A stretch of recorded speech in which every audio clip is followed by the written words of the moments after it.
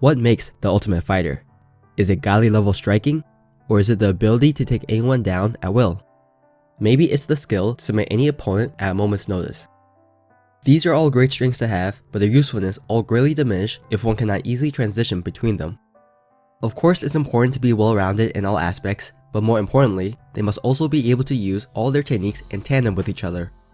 By doing so, they'll be able to defeat an opponent who completely outclasses them in one aspect by dragging them into an area that they're weaker in. This versatility and ability to transition between moves is what makes the ultimate fighter.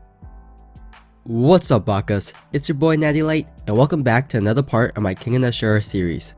Today, I'll be going over one of my favorite fighters, the King of Combat, Okubo Naoya.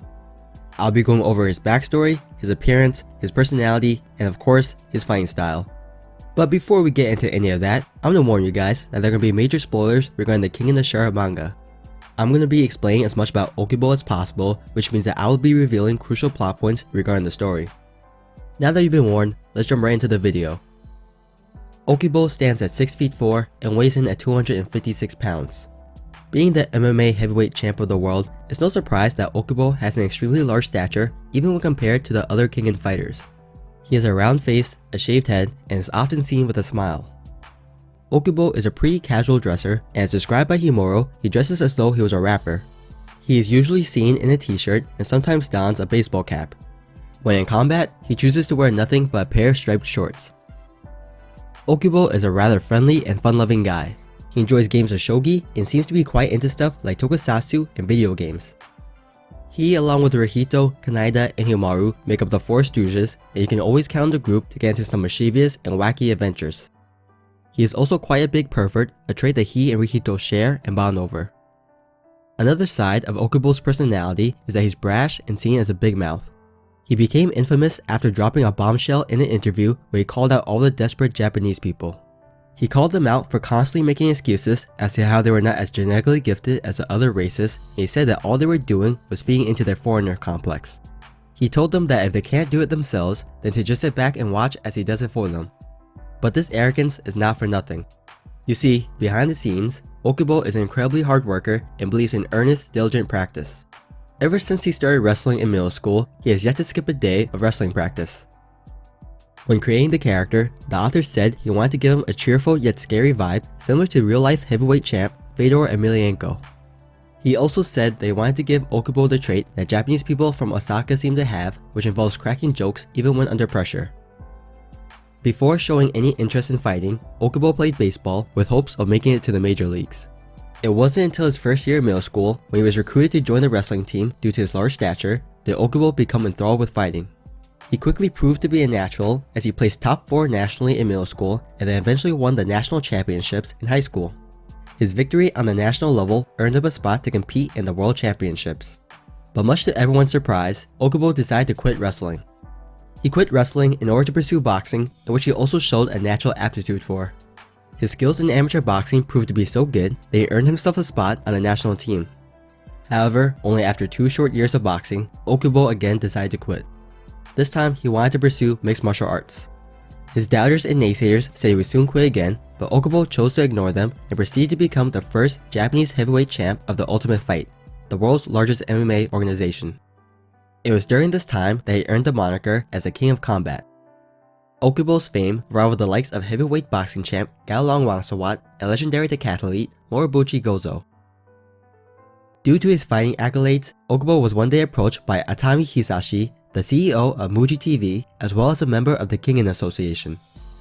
Atami requested that Okubo be his representative for the upcoming Kengan tournament because he believed that the MMA champ could win the whole thing. Okubo accepted the request because he wanted to prove that he can defeat any human with his martial arts. Okubo Naoya made his debut in chapter 31 of the Kengan Ashura manga. He is seen on the SS Kengan losing to Kaneda in multiple shogi matches. After Kaneda leaves to attend to some business, Okubo is challenged to another shogi match by Chiba Takayuki. Okubo later found Kaneda to tell him off for quitting while he was ahead and to complain to him about how he went on a huge losing streak. This was the start of the budding friendship between 2 of the 4 Stooges. On the day before the tournament, Okubo was seen roaming the beaches with Rihito looking for some girls, and thus his friendship began with another Stooge. During the first round matches, Okubo was seen observing the fights from the balcony. He was accompanied by Rihito, Kanaida, and Kanaida's friend Himaru, and thus the four stooges were formed. When watching Rihito's fight against Kuroki Gensai, Okubo said that his senses were tingling like crazy. It was a sense that one can only develop after fighting for a long time, and was telling him that Kuroki was incredibly dangerous. He said that Rihito would never be able to defeat him. Okubo was later seen in the locker room watching over Rihito as the fighter began to regain his consciousness after losing to Kuroki. He told Rihito that he was just unlucky to be paired up against someone as strong as the Fang and that he shouldn't feel too bad. Even though Rihito said he was fine, Okubo could see through his French facade and could tell that he was in deep pain.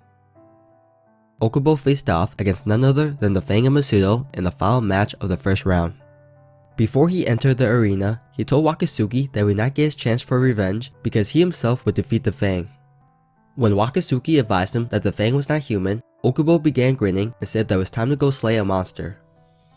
As he entered the arena, the other fighters immediately noticed how strong he was. Ohma even said they could tell right away that Okubo was the strongest of the four stooges. When the Fang made his appearance, Okubo could tell why people called him a monster.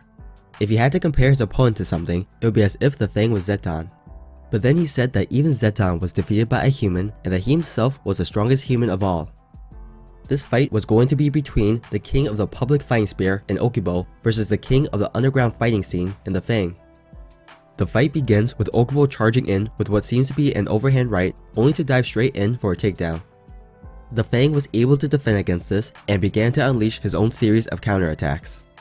But the fight was just starting for Okubo, and once the Fang got into the clinch, he immediately took his opponent down. Then on the ground, the two would engage in a super high level jiu-jitsu match. Both fighters went after crazy submission attempts like heel hooks, triangles, and kimuras. However, their stalemate on the ground ended with the Fang easily bumping Okubo off of him.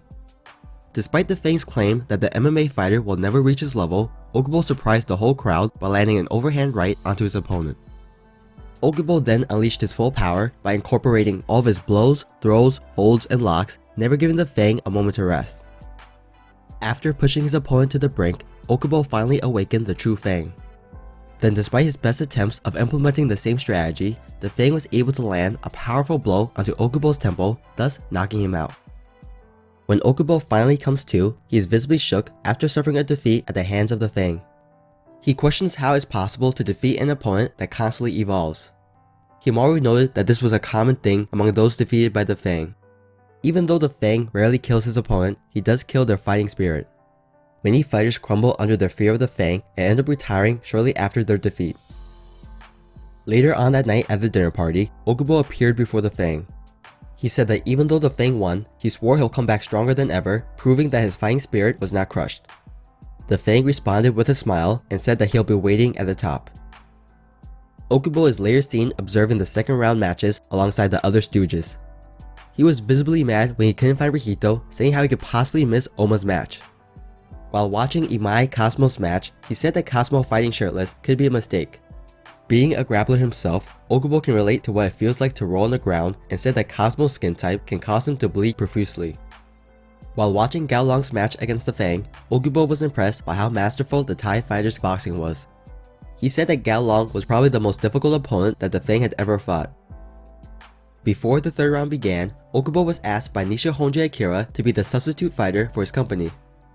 Nishihonji believed that Cosmo was too injured to continue and that Okubo was his best chance at winning. However, Cosmo was not willing to go down without a fight. Being a fighter himself, Okubo understood where Cosmo was coming from. He challenged Cosmo to a sparring match where the first one to get the other into a throw, hold, or joint lock wins. If neither fighter could do so, then Nishihonji would decide the winner. Even though Cosmo agreed, the rules of this match were rigged heavily in favor of Okubo. Due to his bigger frame and experience, Okubo was hoping to just cruise until time runs out and then Nishihonji would just give him the win. But Okubo was caught surprised by the newly evolved Cosmo and had to give up his spot as the representative. At the tournament after party, Okubo was seen sharing a beer alongside Gao Long. He told Gao Long that despite them having a new Kengan champion, he wasn't going to let things end like this. Okubo is last seen in the Kengan Ashura manga in the final chapter. He, alongside Himaru and Cosmo, visited Ohma's grave in order to pay their respects. Okubo has also made an appearance in the sequel, Kengan Omega. He is one of the combatants the Yamashita recruits for the upcoming bout against Purgatory. Now onto his fighting style. Okubo Naoya is the current reigning MMA heavyweight champ of the world.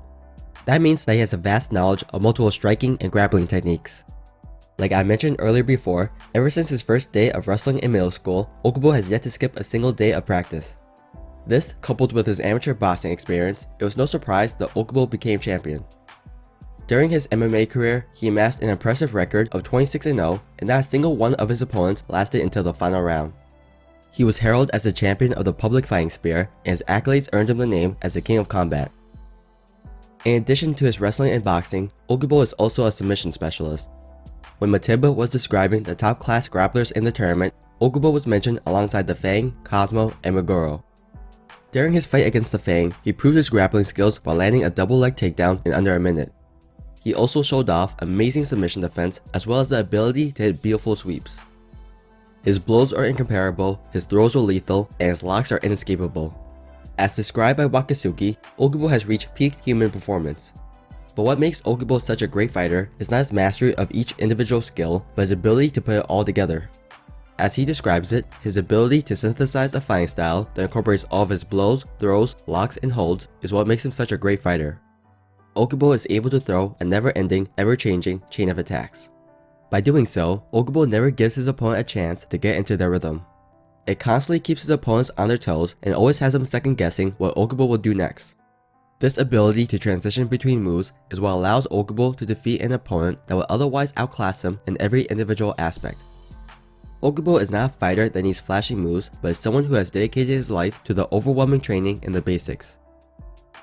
Alright guys, so that was my video on the King of Combat, Okubo Naoya. Being the resident MMA fighter in this manga, it's no doubt that he was one of my favorite characters. But even besides that, I just love his cheerful and goofy personality. If you enjoyed the video, please make sure to like, comment, subscribe, and I'll see you guys next time. Peace!